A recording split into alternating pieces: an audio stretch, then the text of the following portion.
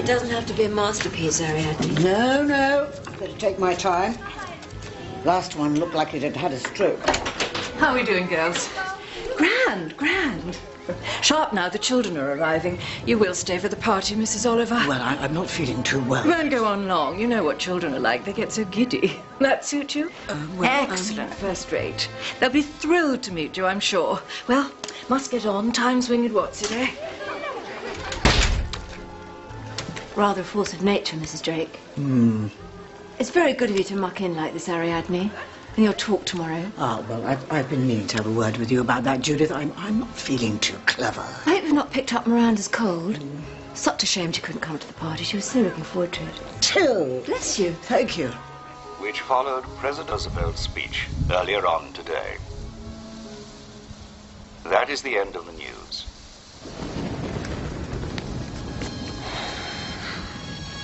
Are you sitting comfortably? No. No? Good. We wouldn't want that, would we? Not on a dark and stormy night like this one.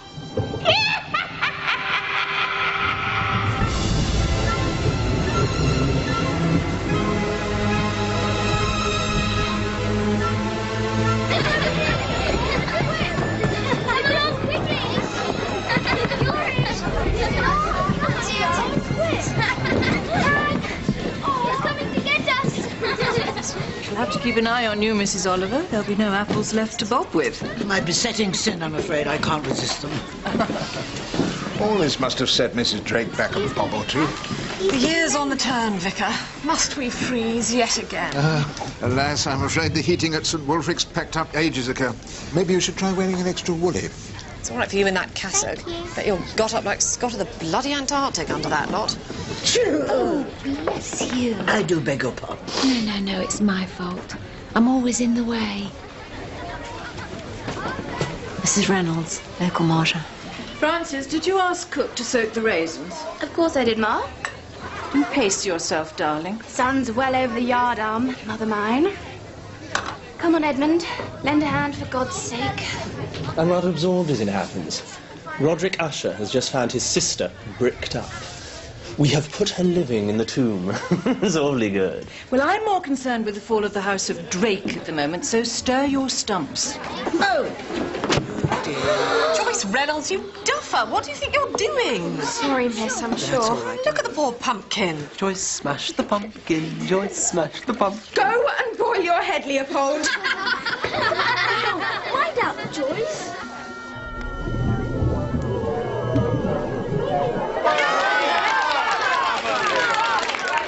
Who's next? Patience, Kathy, patience. In a Everyone minute. get a turn.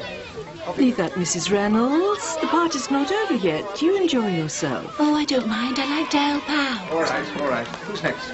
Mrs. Drake says you're a writer, one who does the murder stories. Yes, You must make a lot of money out of it. a bit. That's not very polite, is it, Joyce? And you have a detective who's a Finn, haven't you? Sven Hesson. Why a Finn?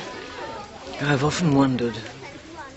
I saw a murder once. Don't be silly, Joyce. I did? No, really. Of course you didn't see a murder. Don't say such foolish things, dear. Has everyone had a go at the apples, Vicar? Victoria, I did see a murder. I did. What kind of murder, you ridiculous creature? She's making it up. Again. I'm not. I saw one. We're going to play Snapdragon next. It's great fun. It wasn't really till a long time afterwards, that I began to realise it was a murder I saw. It's more a Christmassy thing, isn't it? Well, we Drakes always played at Halloween. Why didn't you go to the coppers then?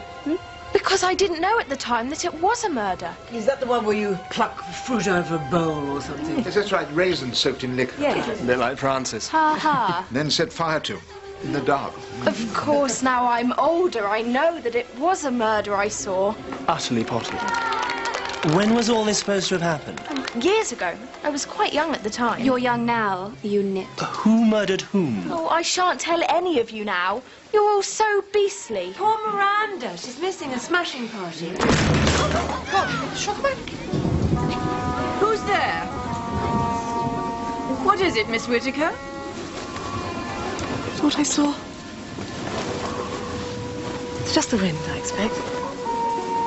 A feeling of sick dread came over me as I gazed upon that dreadful countenance.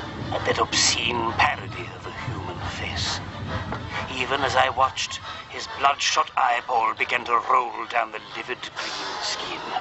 Fool, hissed, insect. Not enjoying it, sir? It is the subject matter, George. It is distasteful. Poirot, he has seen much evil in this world. He should not be the subject of such mockery. Oh, it's just a bit of fun, sir. I love a good blood curdler, me. And very appropriate for the time of year. George, at this time of year in Belgium, it is the custom to light the candles in memory of the dead, not to tell the stories macabre. I grieve for your carpet, Mrs. Drake. There's water everywhere. It'll set you back quite a bit to get it spruced up. Oh, it's old Vicar, not to worry. Now what? Jehovah's Witnesses?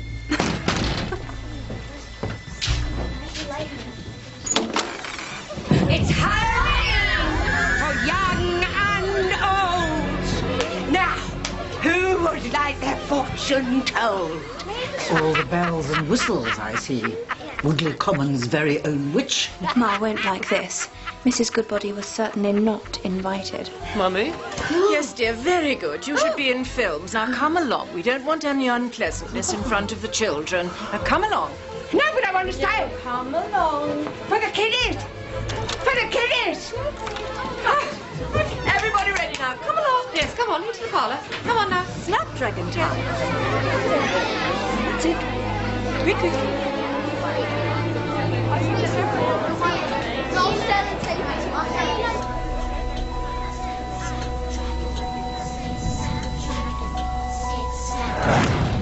Take care, don't take too much. Be not greedy in your clutch. Snip, snap, dragon. With this blue and lapping tongue, many of you will be stung. Snip, snap, dragon. All he snaps at all that comes, snatching at his feast of plums. Snip, snap, dragon. In comes a flaring bolt. Shut the door.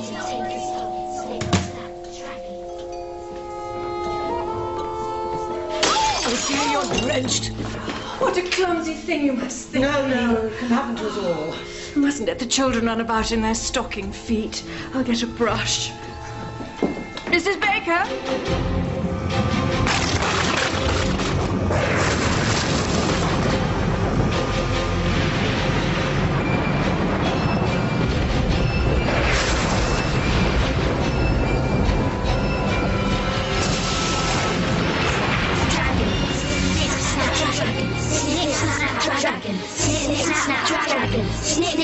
Very well, everyone, that's your last go. Oh, yes. Come along now. It's 10 o'clock. It's way past most of your bedtime. It's time to go home now. Come along now. Home, home. Would you all be dears and round up the little waifs and strays? Some of the older ones gravitate to the cloakrooms and what have you. Whatever for? What have you, I should think. Has anyone seen my Joycey? I'll do a head count.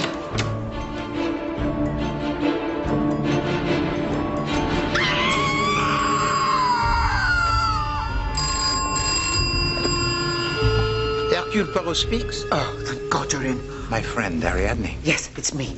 But you are breathless. What is the matter? Something has upset you? Upset me? Dear God, I shall never be able to look at another apple again.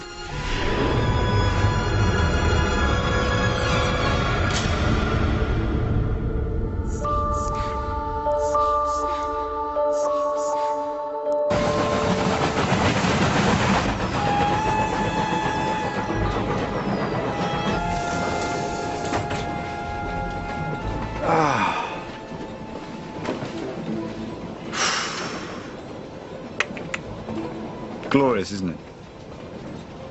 Wait. The leaves are like gold. No, I meant the mucky old window and the dusty seats, and the pervasive odour of Capstan Navy cut and schoolboy socks. I see you've been out of England some little time, monsieur. Fresh off the boat, from Athens. Superb. But I do miss the old country.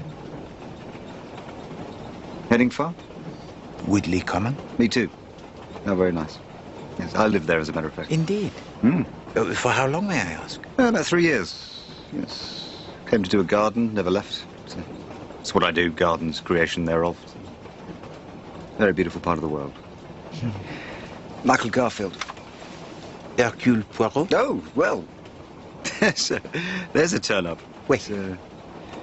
Good to know you, monsieur. Je vous en prie. On pleasure bent, I trust. Indeed not. No. No. Regardez.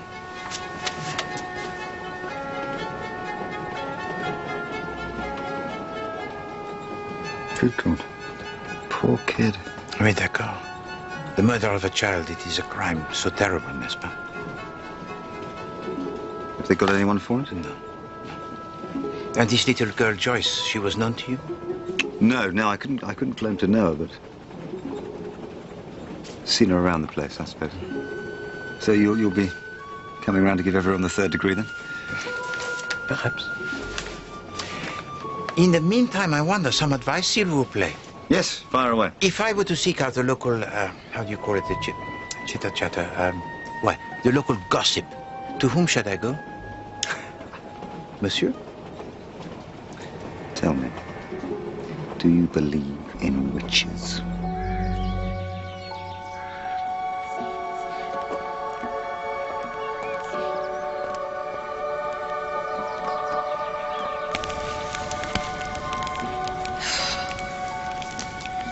God, this is grim. What? I mean, clearing up after a party is always a bit of a chore. But when one's had a murder, it feels so very parochial. Stop trying to be clever.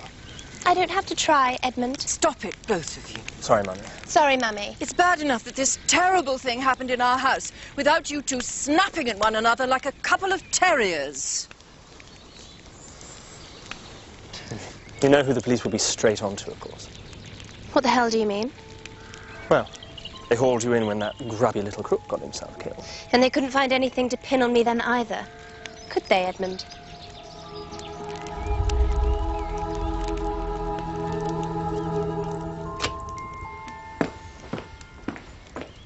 What are you doing, Mummy?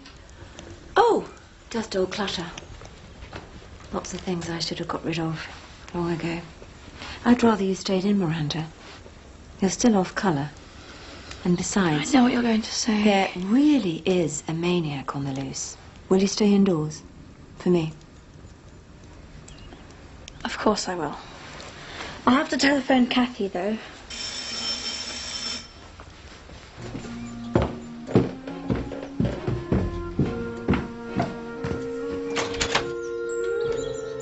Mademoiselle? Who are you? Hercule Poirot. Oh, hello. Yes, Ariadne said you were coming. Mum? I'm sorry it's under such dreadful circumstances. Yes, indeed. But it is most kind of you to accommodate. Oh, it's a pleasure. Where are my manners? Come in, please. Merci. Are you the detective man? Ah oui? Hercule Poirot. He is the greatest detective in the world. And how do you call yourself? I'm Miranda. Mademoiselle Miranda? You'll be wanting to see Ariadne, I expect. I'm afraid she's in bed, poor thing. Indeed.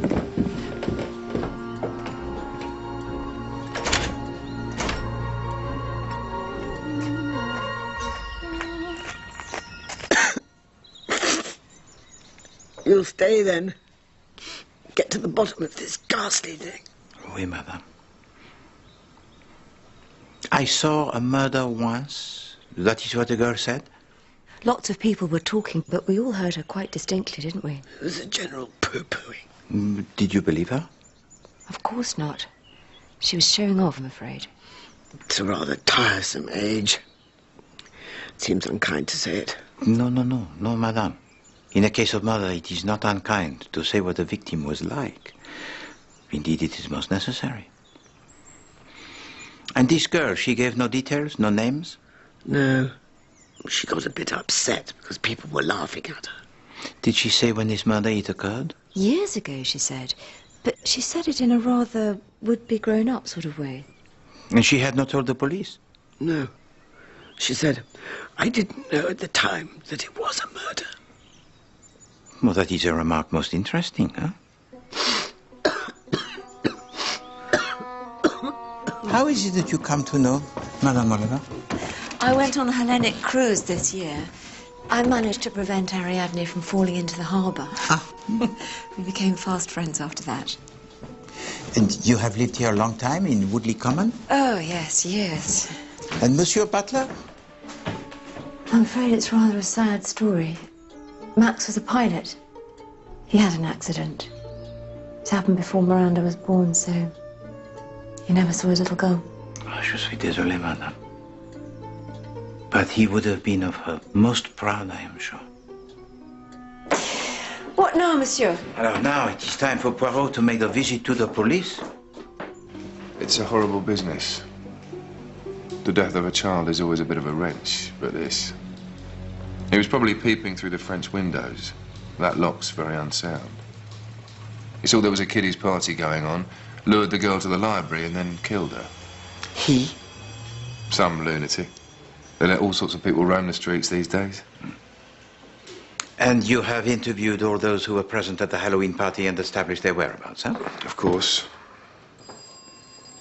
With what result? No one seems to remember when they last saw Joyce Reynolds. The murder almost certainly took place during the game of Snapdragon.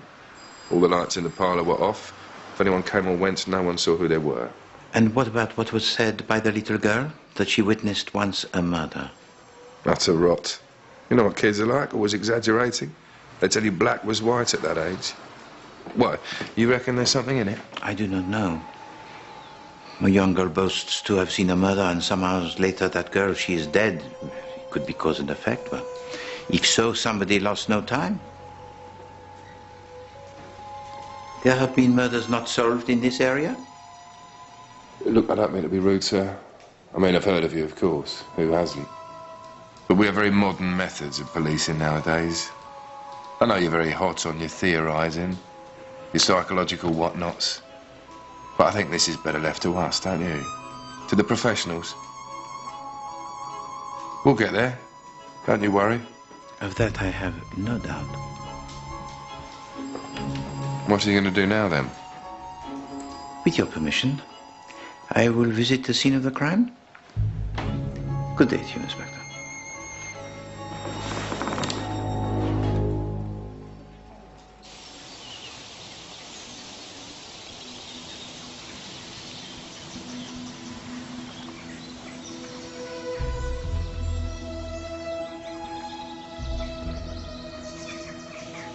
This is Mrs. Drake's famous garden. But it is exquisite. I'll have to tell Mrs. Drake Ariadne can't give her WI talk this afternoon, though under the circumstances. Ah oui, vraiment, oui. She's assumed to command magnificently. She's rather good at that.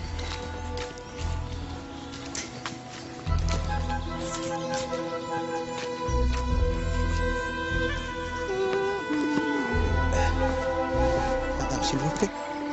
Pardon. Merci.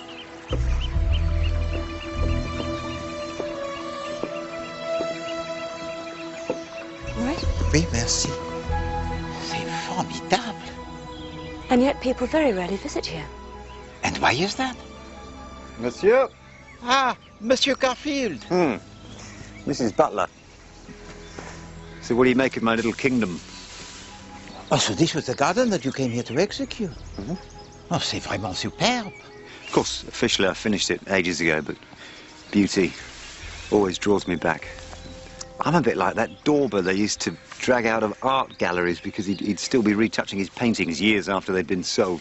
Another 5 minutes, then it'll be a masterpiece. We really shouldn't keep Mrs. Drake waiting. No. Monsieur? Monsieur. Poor Joyce. It's God's will, I suppose. He moves in mysterious ways. They say he gathers those close to him who he cannot bear to be parted from. Now all I've got is my Leopold. Oh, thank you. Mrs. Butler. And this must be... Hercule Poirot. Enchanté, madame. This is Mrs. Reynolds. And Leopold. Master Leopold. I am so very sorry for your loss. Oh, thank you. You're the detective, are you? Oui, madame. Oh, it's very good of you, I'm sure, to come down here and help us. De rien. I do not wish to distress you. I only wish to ask of you a few questions, perhaps. Oh, of course. Please do sit down. Merci, madame. No, Mrs. Oliver. I'm afraid she's come down with Miranda's cold. Oh. Madame, you saw no one leave the room during the game of the Snapdragon? No. It was pitch black, you see. And there was an awful lot of toing and froing. Yes, no wonder nobody noticed him. Noticed who, madame? The killer. I mean, the police think it was a tramp or something, don't they? Why, you know this remark that was made by your daughter, that she once witnessed a murder? Oh, God, forgive me for saying this, but we all know what my Joycey was like. She loved to tell a tall tale. She'd have been showing off to try and impress that London person. Perhaps, but if she did witness such a thing, then... Are you sure you're going about this the right way, monsieur? Shouldn't you be looking for Joyce's killer in the here and now? Old sins cast long shadows, mother.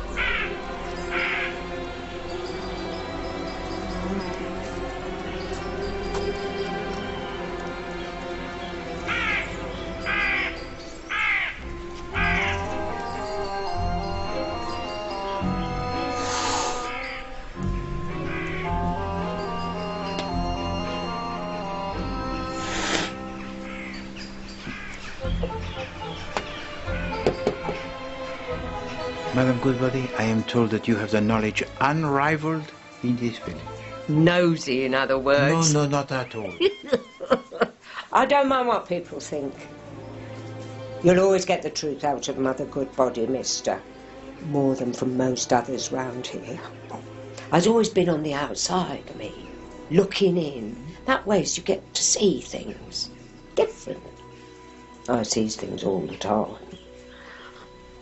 Sometimes with my eyes, sometimes in the leaves. Comment? The leaves? Tea leaves, me dog. You can see a lot in them.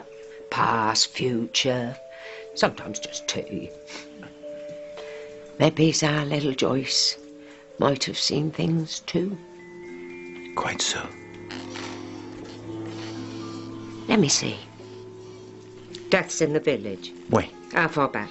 Well, Mademoiselle Joyce said that the murder took place when she was quite young, so perhaps in the last 5 years or so. Well, of course, there's plenty has had their 70 and died natural. But as far as I can see, there's only 3 possibles for this murder, what Joyce said she saw. And they are? Beatrice White. To the mademoiselle? Monsieur Leslie Ferrier. Ferrier? Bon. And Mrs. Llewellyn Smythe.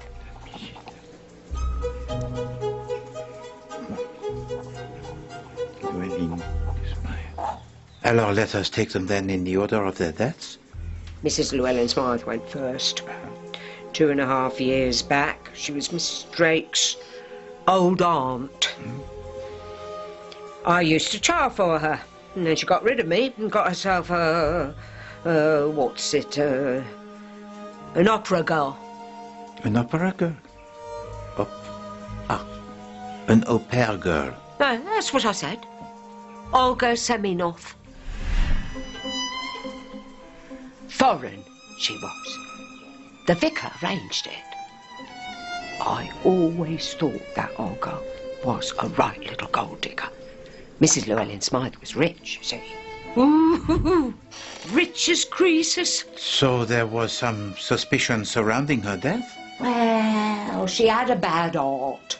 Nobody said there was anything funny about her going like that. was sudden. So therefore it is possible that she was poisoned by this Olga. But then, how would little Joyce know of a thing like this? Oh, it's possible, isn't it? And the next name, Leslie Ferrier? He was a clerk, solicitor's clerk here in the village. They never got who did it. But the point is, he and Joyce were under the same roof. He was Mrs. Reynolds' lodger. Ah, so there is certainly the connection there. And this Leslie Ferrier, did he have any other associates? Well, he was courting a girl in the village. That tarty piece, Rowena Drake's daughter. Ah. And yet, the little Joyce said that I did not know at that time it was a murder. So this does not fit in with a crime of such violence. Alors, the last name, this Mademoiselle Beatrice White? She was Joyce's schoolteacher. Drowned. Accident, they reckon. Apparently, she had been drinking.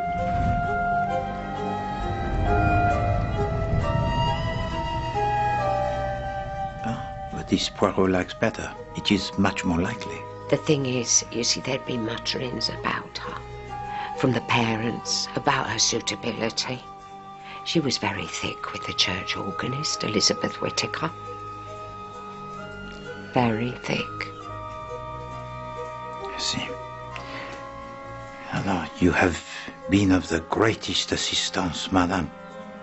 Merci beaucoup.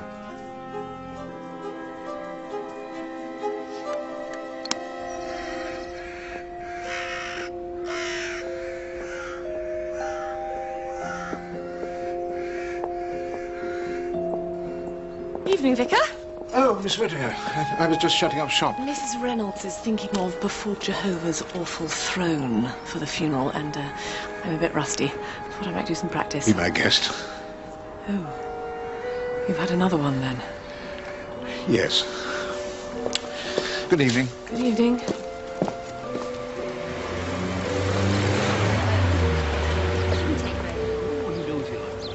Tell to me, if you please, Monsieur Fullerton.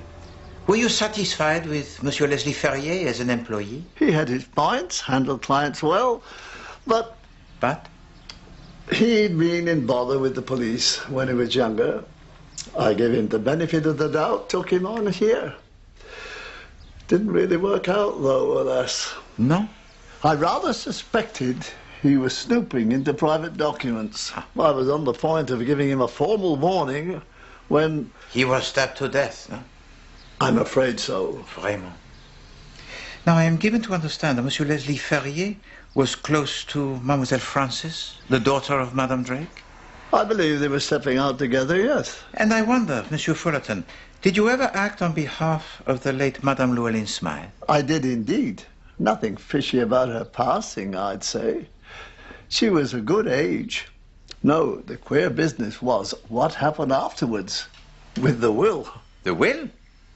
As you are aware, Louise Llewellyn Smythe's last will and testament have remained unaltered for several years now. Legacies were Francis and Edmund. Then the bulk of the estate passed on to yourself, Mrs. Drake, and to your late husband. Come on, Fullerton. Don't drag it out. A few weeks ago, however, I received the following letter from Mrs. Llewellyn Smythe, which contained the following document. It is a codicil to the original will drawn up in her own hand. Your aunt states clearly her desire to leave her entire estate and fortune to Miss Olga Seminoff. What? Must be some mistake. Olga?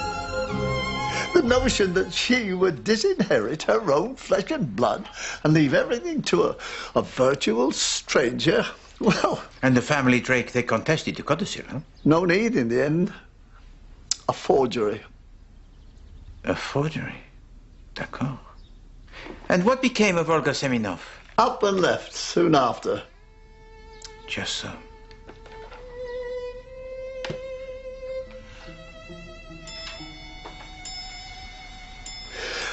Well, if that's all.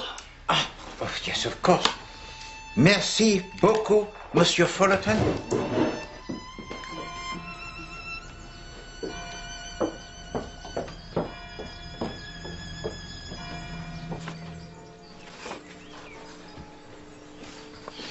Chère Madame, you should not work, you should rest. I have deadlines, Poirot, in sickness and in health.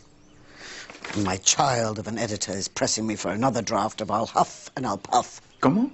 Sven Herson solves a murder in a hot air balloon over Abyssinia. Anyway, how are you getting on with the real murder? Eh bien, I have verified what was told to me by Madame Goodbody. And there appears to be 3 deaths, which might possibly be the murder which was referred to by Joyce Reynolds. Ah, yeah, I've been thinking about that. It seems to me Joyce wouldn't have said what she did had she known who had actually committed this murder she saw. The Poirot has considered this also. Either that, or she did not recognize that the murderer was present at the Halloween party. This is most intriguing, no? Ready when you are, monsieur. Madame, I must now take my leave. I attend the morning service here in the church in the village. What's the matter? It is my feet. They cause me the pain. It's those silly patent leather shoes of yours. Ludicrous for the country. Now, why don't you get yourself a nice pair of those buckskin ones with the rubber soles? Madame, chère Madame, I do not know that I agree with you.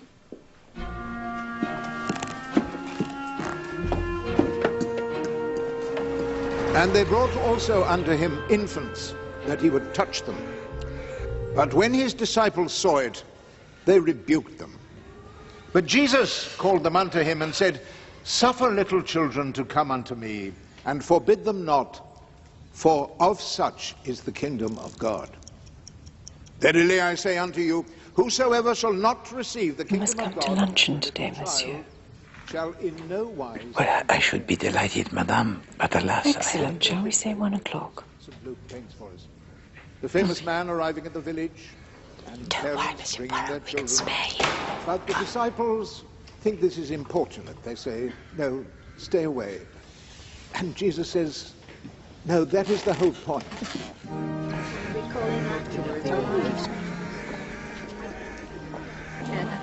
You must wrap up Miranda. It's nippy out there. It's nippy in here. Only sleeping. Do you think that's true, Molly? Well, as a gardener, I'd have to say no.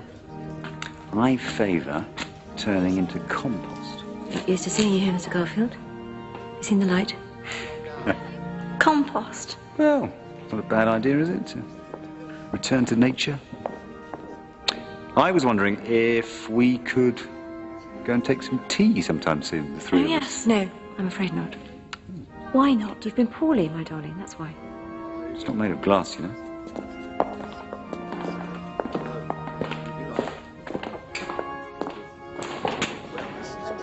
Monsieur, lovely morning. Cheerio, Mr. Fullerton. Inspector, you progress in the hunt for the lunatic? Yep.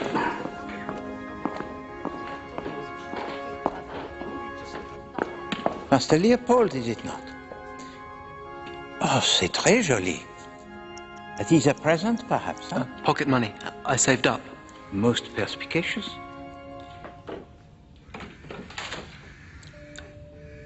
I wouldn't pay much attention to what Joyce said if I were you. Indeed? It was all a lot of hooey. Who on earth would she see murdered? I suppose you expect me to be all sad and boo-hooing about the place, but I'm not. I know she was my sister and all that, but I didn't really like her.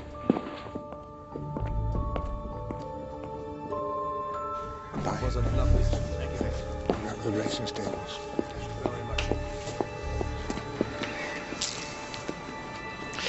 Extraordinary woman, Mrs. Reynolds. Quite extraordinary. Not the girl's flesh and blood, of course, but still, so very stoic.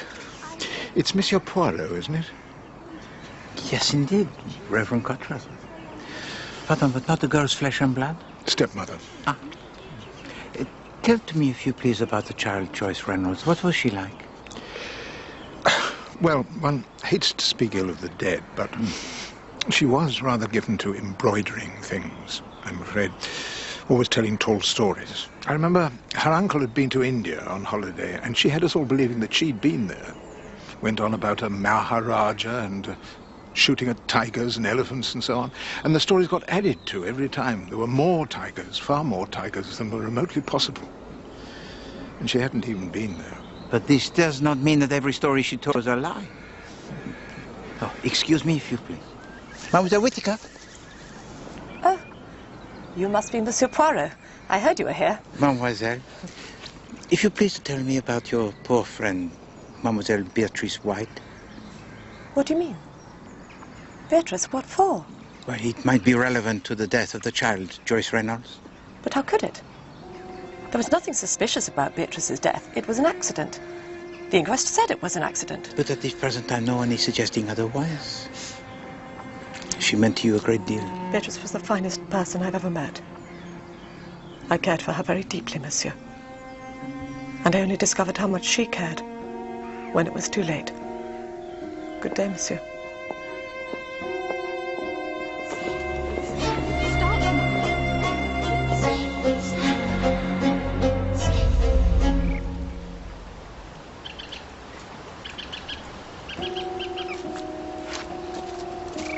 Miss Whittaker? Are you all right? Yes, quite all right, thank you.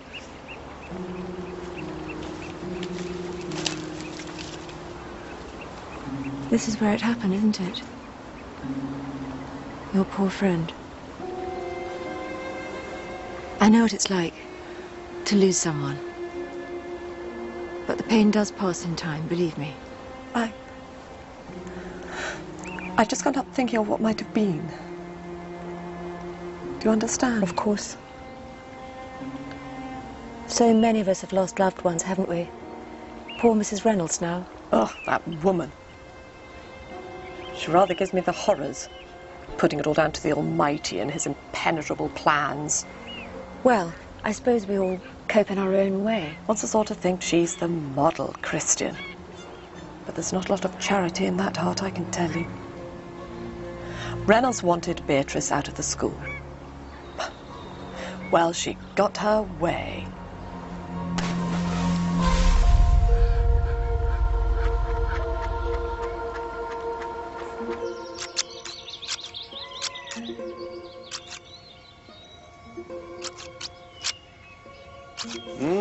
You can't keep away, monsieur.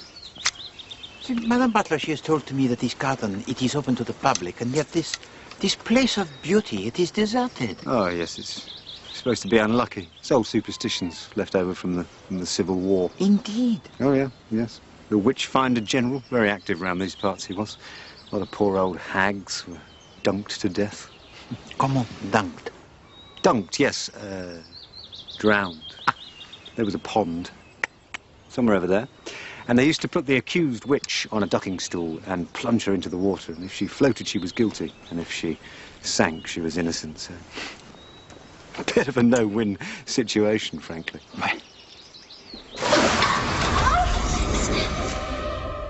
It is curious to consider, is it not, that this garden so beautiful of Madame Llewellyn Smythe was nearly inherited by someone else? What do you mean? With the claim of the au pair, Olga Seminov. Oh, that, yes, yes. That was funny.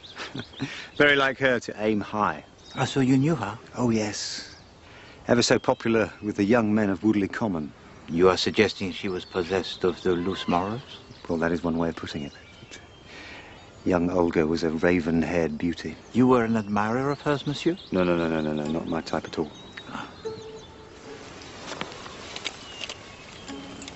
You off to the house? Ah, oui, I have a luncheon appointment with Madame Drake. Do take care, old boy.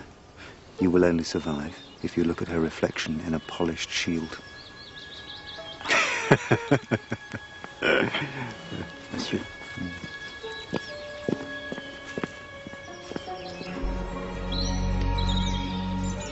Sven Herson narrowed his eyes and surveyed the room. You do realize, of course, that the killer was in the balloon the whole time. No, that doesn't work, does it? He couldn't have been there if he had to sign the poison register. Oh. Miranda, dear, are you listening? Oh, yes. Sorry. Sorry, Mrs. Oliver. Where were we? I've just realised I've got to cut one of my favourite ideas. Shame. Does that happen a lot? Oh, more than you'd think. Hey-ho. One often has to sacrifice one's babies. Sacrifice? Sorry, I didn't mean that to sound... Oh, dear. It's me going on about my silly book. Oh. It's perfectly all right, honestly. It's awfully nice having you here, you know. Really? Can't say I've been exactly effervescent company. Even so, it's always just been the two of us.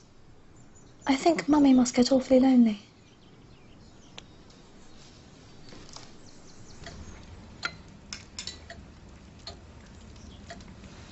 Please put that book away, Edmund. Yes, Mummy. Sorry.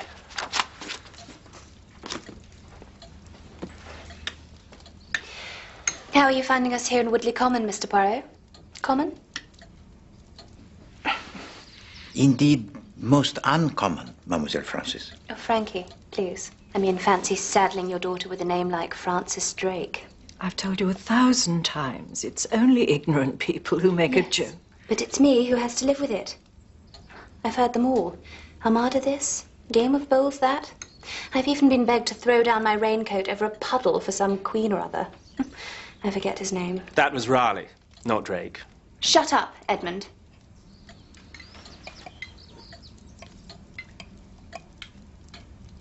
You have lived here a long time? 10 years or so. My late husband and I came here to be with my aunt. We were the only family she had. Yes. Madame Llewellyn Smythe. That's right. And then poor Daddy died. Run down by a motor car. Some youths going at a reckless speed. And when Aunt Louise passed away, the house came to us. Although, there was a moment when we feared it wouldn't.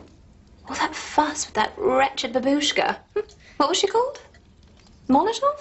Don't pretend you don't remember Olga's name. Poor ignorant girl. I felt rather sorry for her. I didn't. What a bitch. Language, Francis. At least Olga was genuinely fond of Aunt Louise. Unlike you, you were always snapping at her. She thought you were a snivelling little mummy's boy. Children! I'll fetch the port. Not entirely sure where it's got to now we no longer have a man about the house. Mrs. Baker? How is your investigation going, Mr. Poirot? Do you really think Joyce was telling the truth? Eh bien, there is still a murder not solved here in Woodley Common, eh? That of Monsieur Leslie Ferrier, the clerk to the solicitor. And I believe that he was a close acquaintance of yours, mademoiselle? Leslie had certain attractions, but he was deeply unsuitable. You spent most of the time consumed by the green-eyed monster, didn't you, sis? Anyway, it was all over between us when it happened. All over. Yes. I can still hear the smashing of crockery. A vintage tawny. Bottled the year of Queen Victoria's Jubilee. What do you say, monsieur? A quick snifter and then a bracing stroll in the garden?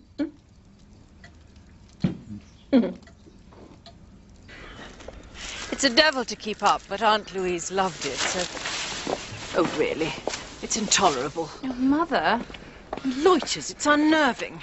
Well, I shan't stand for it any longer. Mummy, don't. You! Get away from this house. You are not welcome here. I beg your pardon?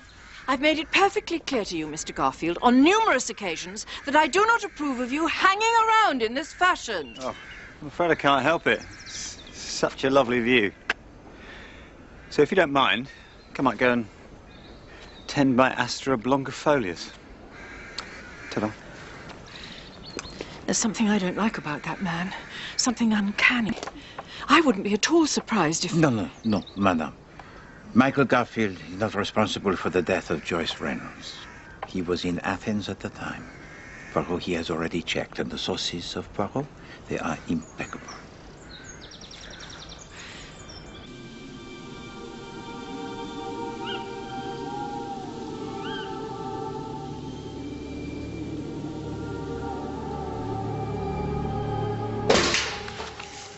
know it's you. Not surprised, Jim Jumpy.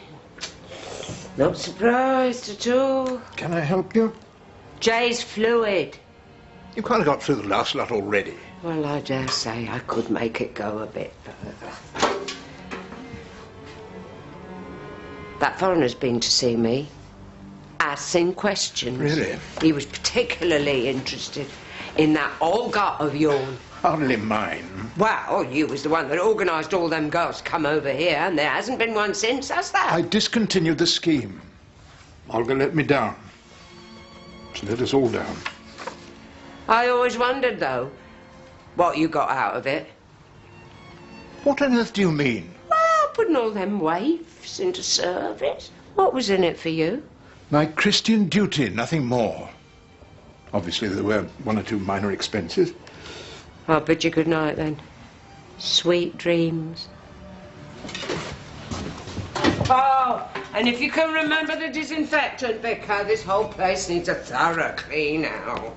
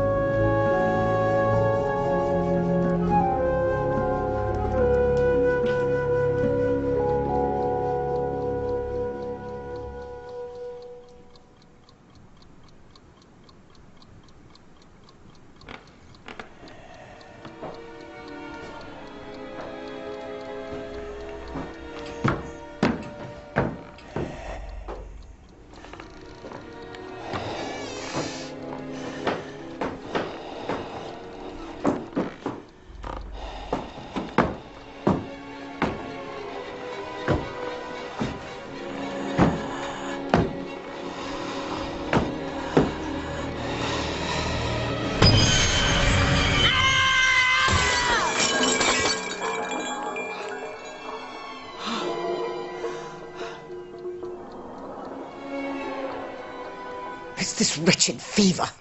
That's why I've only just remembered. About the Halloween party. Je vous implore, madame, calmez-vous and tell to Poirot what has occurred. Well, it was during that silly Snapdragon game. It was great fun, I'm sure. But I was dead on my feet by then, and it got awfully. Don't take too much. Be not. So I went out into the hall, and there I saw Mrs. Drake. What a clumsy thing you must think me. No, not what you thought. You mustn't let the children run about in their stocking feet. What do you think had happened to startle her? She saw something. Must have done. But here's the thing. She was looking towards the library. You understand? Where Joyce was found not long after. Maybe she saw someone she didn't expect to see. And did you yourself see there anyone? No. It is strange because Madame Drake, she does not strike me as a woman that could be startled easily. You concur? I most certainly do.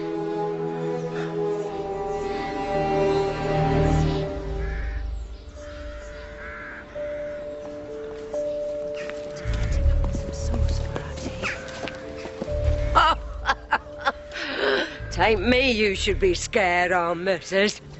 Look to yourself. Bloody curse there is on you. Come on, Leopold. First your husband, then your little girl, even your lodger. All dead and mouldering in their graves. Who's next? Eh?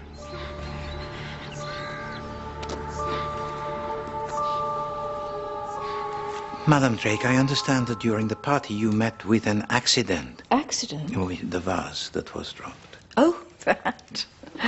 It was very irritating. I'd noticed earlier that the flowers needed water. The party was in full swing, so I took the vase down to the downstairs cloakroom and filled it up. Next thing you know, it had slipped out of my hands. Dreadful mess all over the hall. Very stupid of me. I felt an awful fool in front of our guest of honour. But Madame Oliver, well, it was she that thought that something startled you, or it was something unexpected that you saw? No, didn't see anything unexpected. What would there have been to see? Everyone was playing Snapdragon. Well, you did not see perhaps someone to open the door of the library? The library door? No, of course not. Are you certain, madame? It is unwise to conceal matters from Poirot. I'm not accustomed to being accused of lying, monsieur. No, pas du tout, madame. Pas du tout.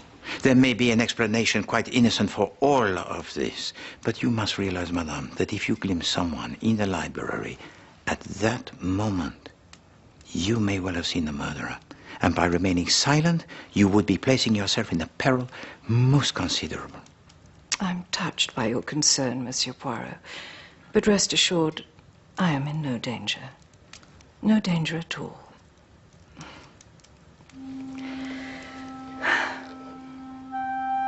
You know, I think it's turning chillier.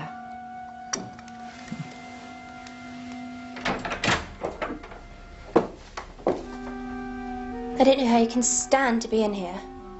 I'm incurably morbid. Or hadn't you heard? What are you reading? Fascinating stuff. The old religion. What about it? Some practices haven't died out like they have in the cities, you know. Practices? You mean the way Joyce was? Thou shalt not suffer a witch to live.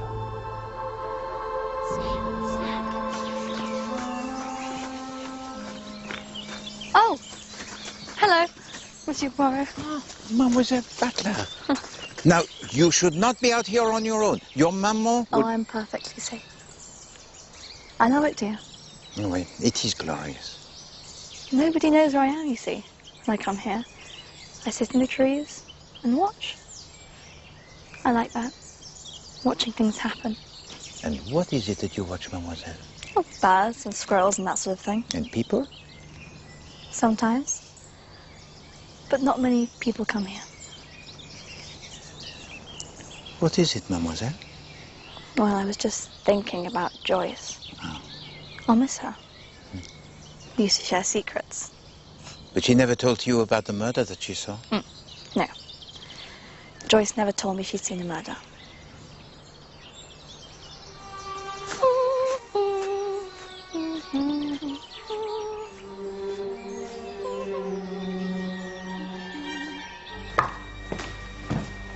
One codicil. Merci. It is most kind of you, Inspector. Kindness doesn't come into it. Seems like you got friends in high places. Friends at the yard. Ah, it is just as was told to Poirot. Madame Llewellyn-Smythe leaves the whole estate to the au pair Rocasaminov. Farcical, of course.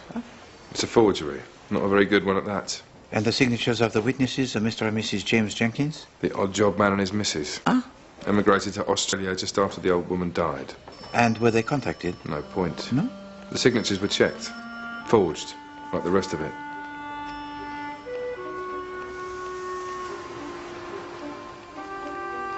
It is possible for Poirot to examine the belongings of Leslie Ferrier? Why not? It's like bloody Liberty Hall round here.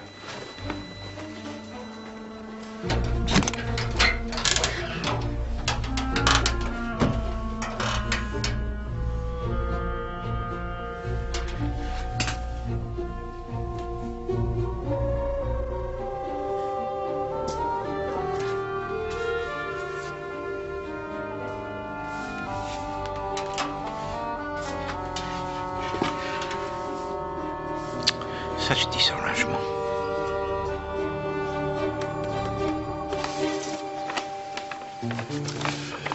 Yes, that's the codicil, all right, the forgery. No, monsieur. You are mistaken. I can assure you. No, monsieur. This is the codicil that was given to me by the Inspector Raglan, and it was this document that was examined by the experts and declared to be the fake. What's this, then? That is the codicil that I discovered amongst the personal belongings of your former employee, Leslie Ferrier. Were you aware, Monsieur Fullerton, that amongst the other petty misdemeanors of Leslie Ferrier, one of his convictions was a 3-month sentence in prison for forgery? Good Lord. So Olga Semenov got him to forge the codicil? It certainly appears so.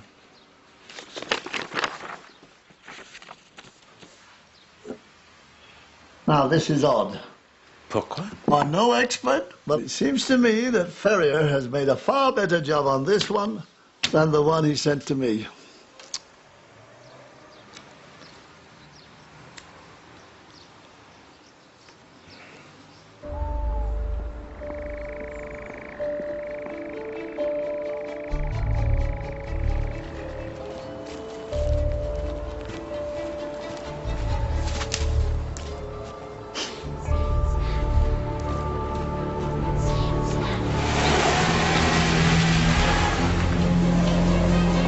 Mrs. Drake? Good evening.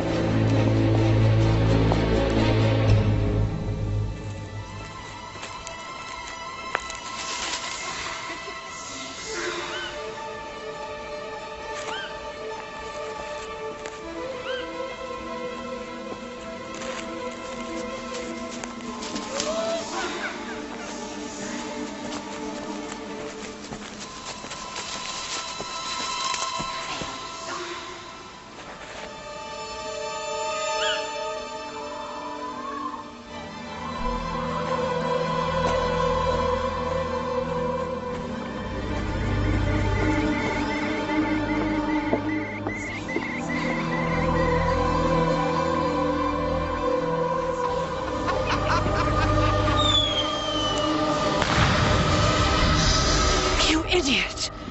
You scared me half to death. Guy Fawkes' night is almost upon us, Mrs. Drake. That's all. There's no need to be scared.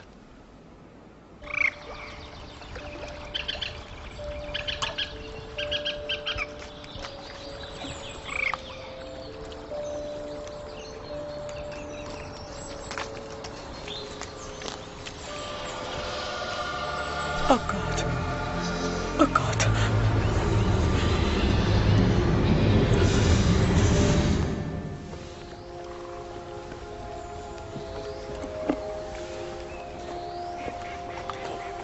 Just like his blessed sister.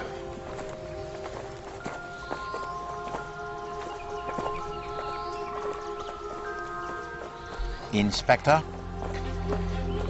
Do you still search for your lunatic who has escaped? All right, Mr. Poirot.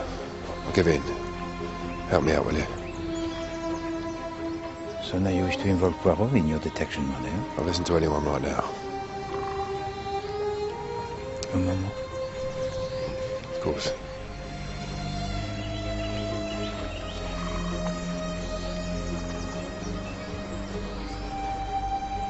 Mademoiselle, a discovery most distressing, n'est-ce pas? Brought us all back. Beatrice. This is where they found her. And the death of Mademoiselle Beatrice White. It was not an accident, was it, mademoiselle? I've told you before, Beatrice wasn't murdered. No, not murdered, but... Poirot, he has considered what you told him in the churchyard. I cared for her very deeply, monsieur. And I only discovered how much she cared when it was too late. When it was too late, huh? How did you discover her feelings? There was a note, was there not? And she took her own life. God knows I thought she was happy enough. But Beatrice could never reconcile herself to her true nature. Could never love me the way. I didn't tell the police about the note. I wanted to save her from the final indignity. An unconsecrated grave. I thought I could do that for her at least. If only we could have been left alone. Left in peace.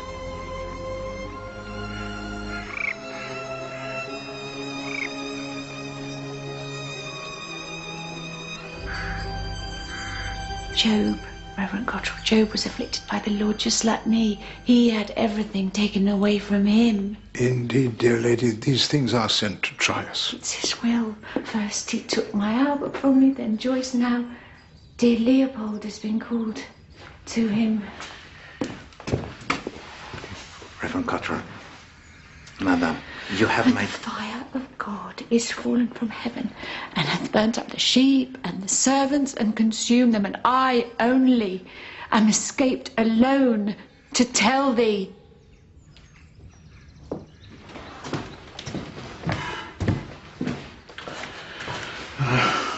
Isn't it dreadful? Quite dreadful. Yes, indeed. Reverend Cottrell, a word with you, if I may. Of course. Madame Goodbody tells me that you are responsible for the presence of Olga Semenov here in Woodley Common. Olga, yes. I started a little scheme, sort of missionary work in reverse. Indeed. I visited Czechoslovakia some time ago and forged links with some churches there. Various families were eager that their daughters should better themselves, seek opportunities in this country. I was happy to help. And Olga Semenov, she was one of them? Yes, I managed to find a position for her with Mrs. Llewellyn Smythe. Oh, that is most worthy of you, monsieur. Well, I did my best. Tried to keep a pastoral eye on her. And this scheme of charity, it no longer operates? No. No, Olga's disappearance rather brought it to a shuddering halt. Her parents are still writing to me, blaming me, for heaven's sake. Blaming you? Well, she's never been in touch, you see. Never returned home. 2 years it's been now. Hardly my fault. The girl was trouble, monsieur. Why do you say that? Well, I can't claim to know all the details, but Mrs. Llewellyn Smythe did come and see me one night in a terrible state. It's all because of Olga, you see. My dear lady, what has she done? There's so much wickedness in the world, it's really most upsetting. Whatever's the matter? Can it be true? If it is, then I have no choice. I will have to involve the police, but, oh, the scandal. Would you like me to speak to her? No, forget I came to you. I'll deal with it in my own way. At the time, I didn't know what she was on about. But when all that business about the forged codicil came to light, Olga was a wrong 'un. That's all there is to it. I wonder where she is now. I didn't know what to do, you see. Yes, you're right. It was me. Sacrifices are sometimes necessary. I see that now. There's someone at the door.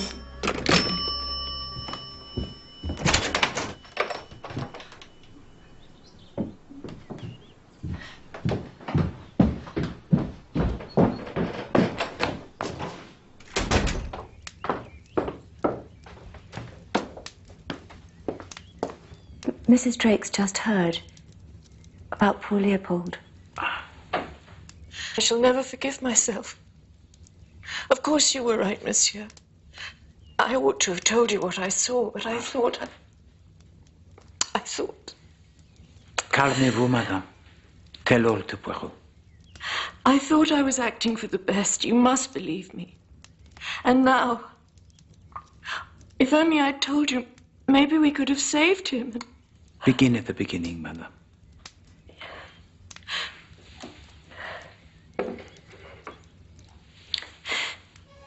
I did see something that night in the hallway. The library door opened rather carefully, and I saw him. Whom did you see, madame? Leopold. Of course, it startled me. I thought he was playing Snapdragon with the others. And what's more, he had such a queer look on his face. Was always rather a strange boy, not quite right, you know. The way he looked, it upset me, and that's why I dropped the vase. Oh, dear, you're drenched. The clumsy thing, you must think me. I didn't think anything of it at the time. It was only later when we found Joyce, that I began to think it over, And of course you concluded that Master Leopold, well, he killed his sister, n'est-ce pas? God help me, I did. And then, when you came and questioned me about things, I couldn't say anything. He's so young. He was so young. He couldn't have known what he was doing. I suppose I had a half-baked notion that I could get treatment for him, or not have him sent to some dreadful institution. I understand, madame. His being killed must mean something quite different. He must have gone in there and found Joyce dead. And that must have given him the most awful shock. Not because he'd killed her, but because he'd found her. Oh, God. Who can have done these dreadful things? Poirot will discover all, madame. It will not be long now. So that's the schoolteacher out of the picture. Where does that leave us? The poisoned old lady or the solicitor's clerk? Cocoa, anyone? No, merci, madame. What do you think, Judith? How much did Rowena Drake disapprove of her daughter's liaison with a crook like Ferrier? Enough to kill? Well... Or could Mrs. Reynolds have been secretly attracted to her lodger all along? And where has Olga Semenov got to? It occurred to me the vicar might be shielding her. And then there's Mrs. Goodbody. Well, she's just odd. Je vous implore, madame. This is not one of your detective fictions. We must deal here only with the truth. I'm only trying to help. I know you are, Ariadne. The final piece of this puzzle eludes Poirot still. The victim. One must always return to the victim for their personality, their nature. It is the key. What has everybody told to Poirot about Mademoiselle Joyce Reynolds, huh? She is a liar, a teller of the tall tales, a boaster, a little liar. So when she claims to have witnessed the murder, nobody believes her. And yet she is dead. Monsieur? I have been an imbecile. 3 times over, an imbecile. It was there all along. The Maharaja. What? Tigers, mesdames, elephants. I remember her uncle had been to India. The story got added to every time. She hadn't even been. She had not even been. She appropriated the story. A murder that was witnessed by someone else. Someone with whom she shared her secrets. Miranda? Your daughter, madame, she is in the danger. Most terrible. Miranda?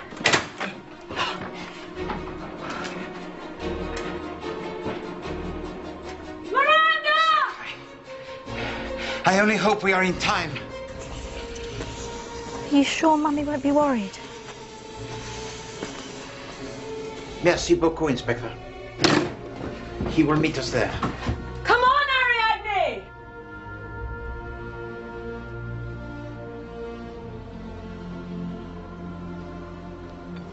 It's so beautiful.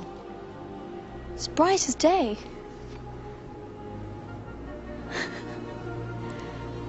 You do look funny.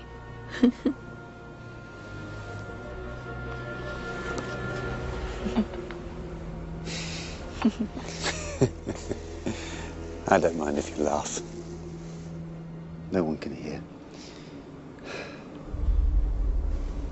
Shall we?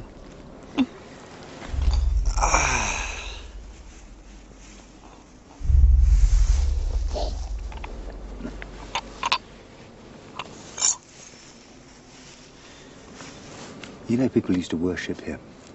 The sun and the moon and the stars. And they used to sacrifice things as well. I've explained to you about sacrifice, haven't I? I have to die so that others might live. So that beauty can live. That's right. What I saw, was that a sacrifice too? In a way. And Joyce? And Leopold? Mm-hmm. Is it time? Yes. And now you and I will drink to the past and the future and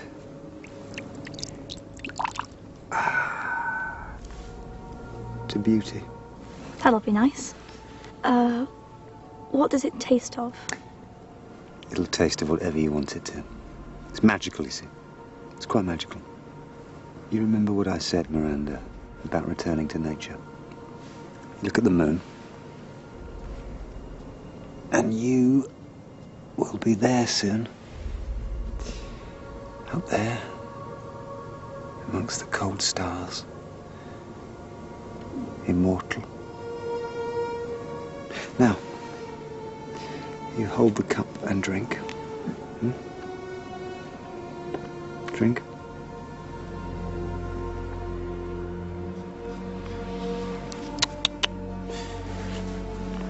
Drink to beauty, Miranda.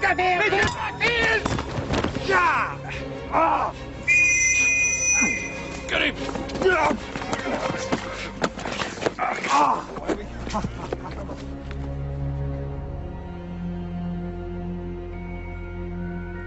You're right, of course.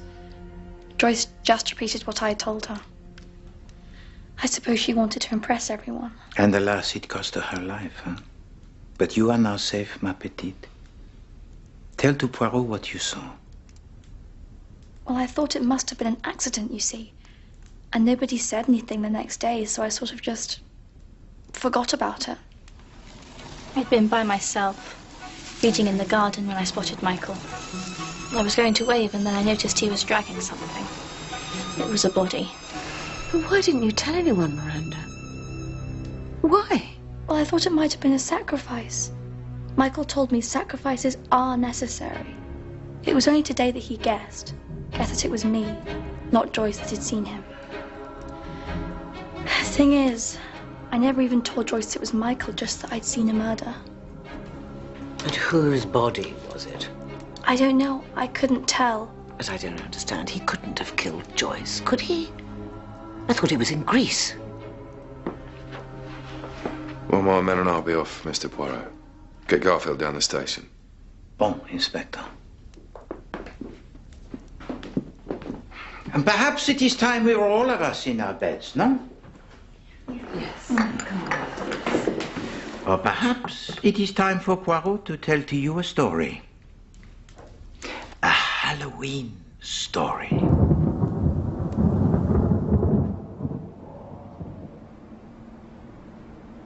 It was a dark and stormy night. Is that not how one should begin? Huh?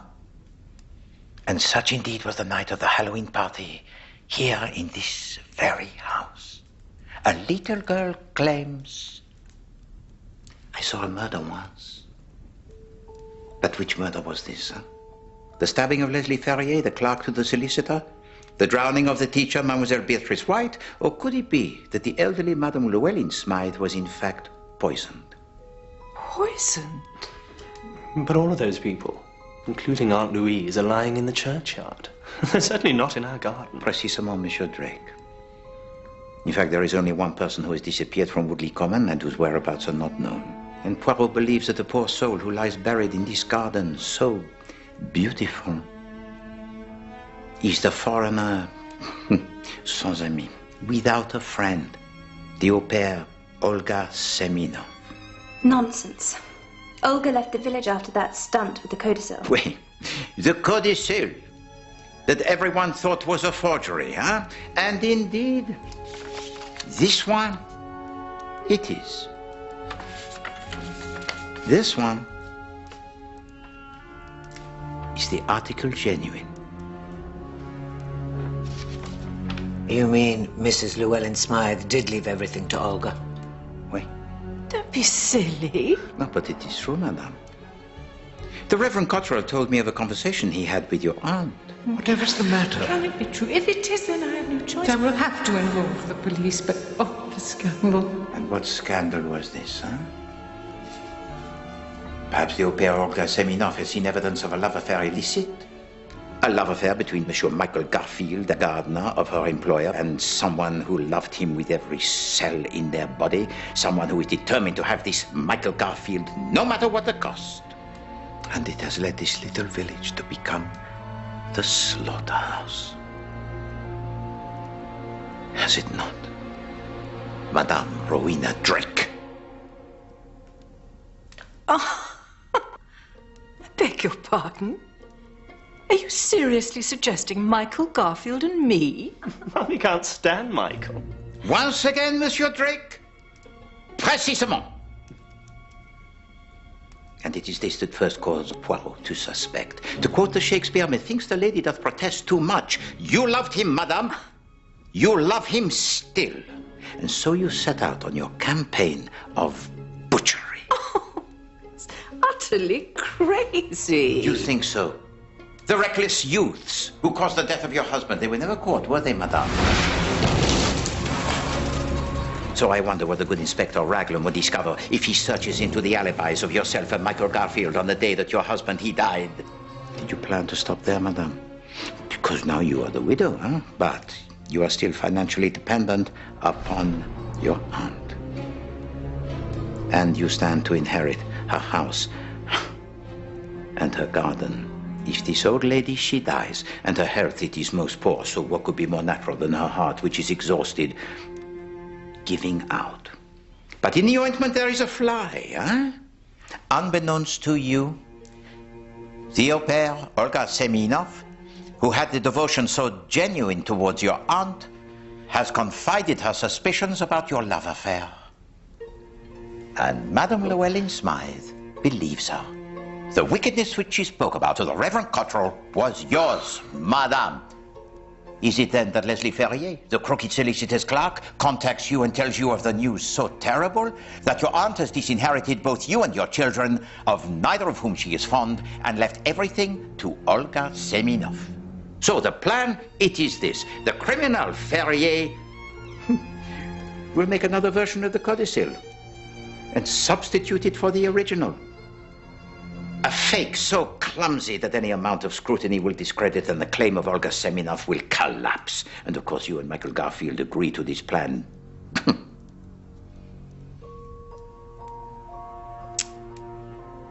And so now you are free to dispose of your aunt. Upon her death, everything goes according to plan. The au pair Olga Semenov is dismissed as a gold digger. But she herself, she does not understand what has happened, that this codicil is now shown to be a lie. So was it in desperation that she came to you, Madame Drake? I know it. I know it in my bones. You did away with her. With my poor mistress. And with your husband before that. You're absolutely raving, girl. For goodness sake, get a hold of yourself. You do not deserve to live in this beautiful place. It is mine. It is mine. And this tale of carnage and horror is not over. No, not even yet. But Leslie Ferrier is never to see the rewards of his actions, the concealing of the codicil. No. Marianne? Mr. Garfield. It's all there, I trust. Pleasure doing business with you. Pleasure is all mine.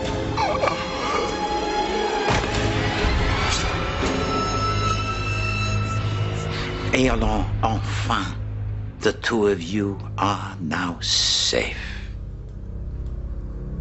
The house of your aunt, it is yours. The money of your aunt, it is yours. And of course, the garden so cherished.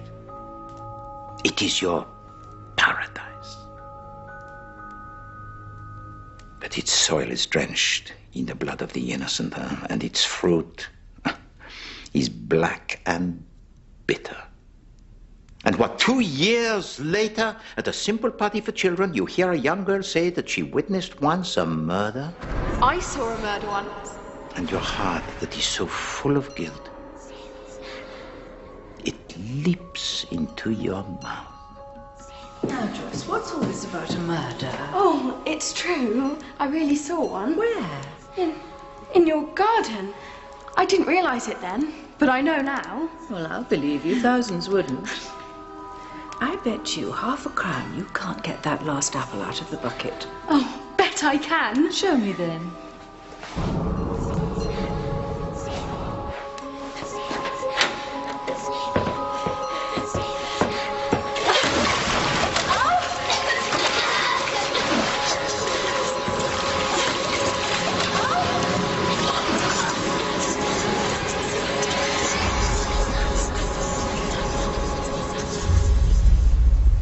And only after, when this deed so terrible it has been committed, you realize that you are soaking wet. No adult has played the game of what, the apple bombing, huh? So at once you realize how suspicious it will appear. And so you devise a deception, also very clever, to explain away the soaking of your dress. Oh, dear, you're drenched. What a clumsy thing you must think me. You blame the accident on a glance directed towards the door of the library. A glance that was staged, and that you will use later to cast suspicion elsewhere. Michael Garfield, he returns from Greece. You tell to him what has occurred, and once again you consider yourselves to be safe. Not so, madame. For you were observed to enter the library with the little girl, Joyce. Now, Joyce, what's all this about a murder? Oh, it's true. I really saw one. Where? And Poirot himself has observed that Master Leopold has unexpectedly become flush with his pocket money over the last few days. How so? Because his silence, it was being bought. But, madame, you are not sure for how long. So you decide to kill Master Leopold. And you use a glance towards the door of the library to divert suspicion onto him. He's so young. Was so young. Another lie so callous to add to your catalogue of deceit.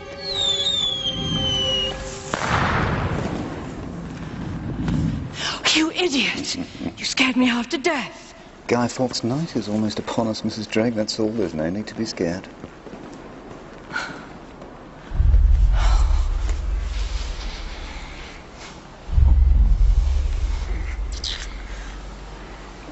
Is it done? It's done. Do you still have the receipt?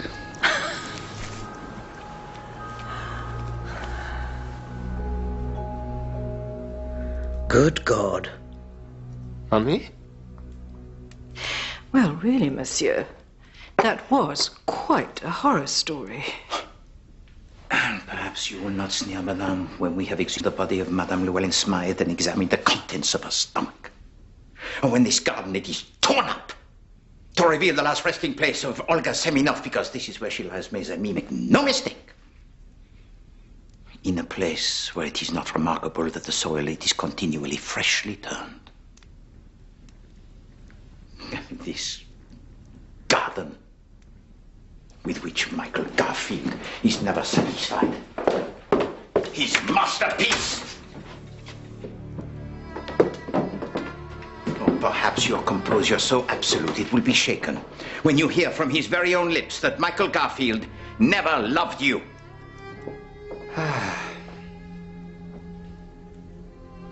It's all over, I'm afraid, old thing.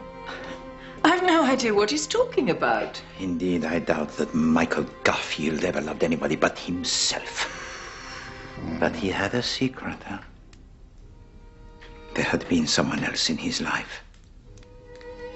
Another lover. Had there not, Madame Butler?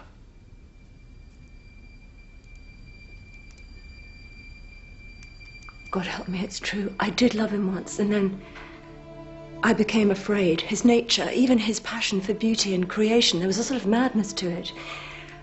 I never told him about Miranda. Do you not think I guessed, Judith? Hmm? My beautiful child. No, no, no. No, no, no! It's you I should have drowned, you filthy little beast! It should have been you! And you never had him, never! I'm the only one he ever wanted, ever loved! Say it isn't so, Michael. Please, please! Don't make a fuss, you silly creature. It's so undignified. It's true. I did it all for the money. Of course I did. And for the garden. Actually, I was thinking about buying a little Greek island. Start afresh. No!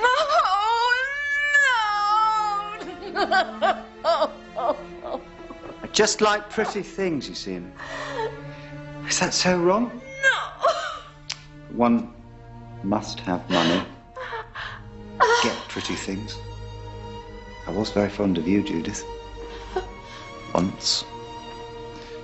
But even you're losing your looks now. Hmm? It is an awful shame.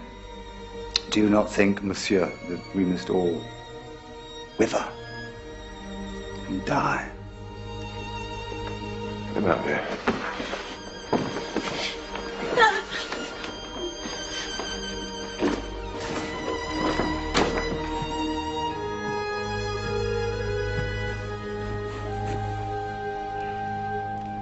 Thank you, Hercule.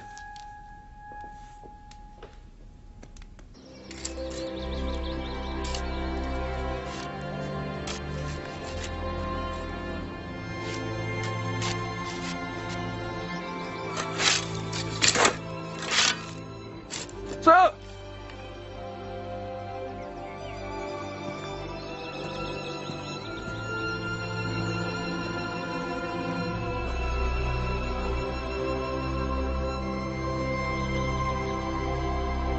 It's incredible.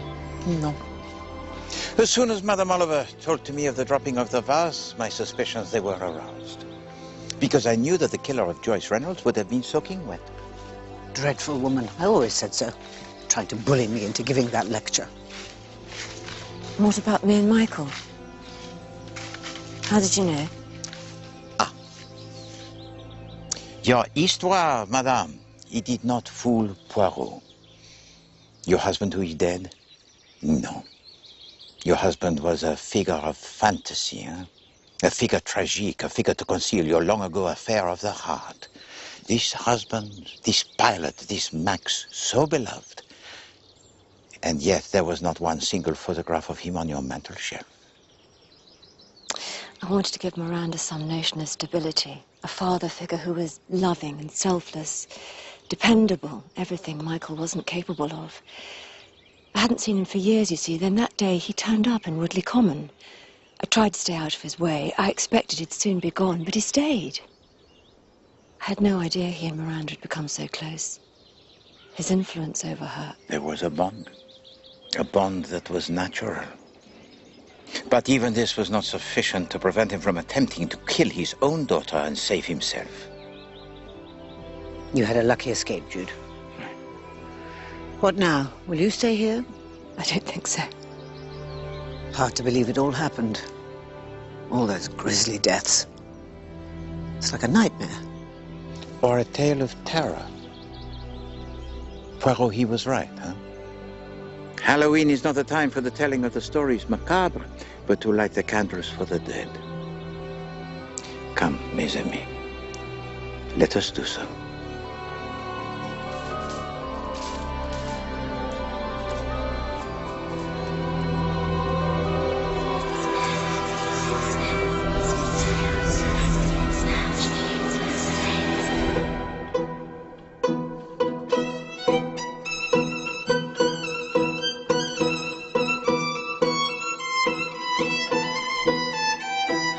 That was the series final of Agatha Christie's Poirot.